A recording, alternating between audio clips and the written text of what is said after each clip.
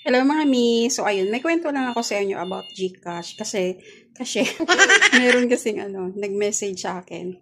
Ang sabi niya, hindi daw siya hindi niya daw makuha yung sukli niya sa ETAP. Ginawa na daw niya 3 times. Nakakuha siya ng OTP. Pero pag nilalagay niya na daw yung OTP, hindi niya nakukuha. Pero ang ginagawa niya kasi, nagda-direct siya doon sa may sukli.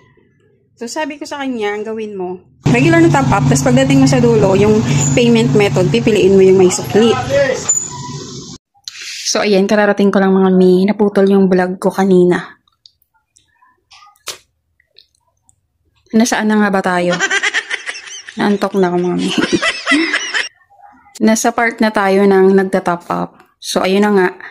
Sabi niya, nag-transfer na daw siya nung sukli niya doon sa may sukli. Mayroon siyang OTP, may nakuha siyang OTP, tapos trinay niya na 3 times, pero hindi pa rin daw nata-transfer. So, nag-give up na siya.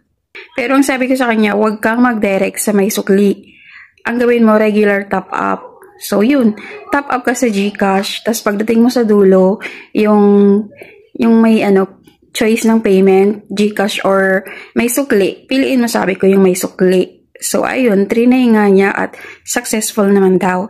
Tas ang maganda pa doon kasi pwede pala siya sa ibang kiosk. Hindi lang kung saan ka nag-top up. So, kunwari, kung itap, yun, pwede mo siyang matransfer sa GCash mo. Dati kasi trinay ko, magkaibang kiosk. Pay and go, tapos itap yung ginawa ko. So, hindi pala pwede yun. So, ngayon, sabi niya, i-share mo na pwede naman pala siya sa ibang kiosk, sa ibang machine para alam din nila kasi ang daming ang namang problema talaga dito sa may sukli na to. Ayun lang.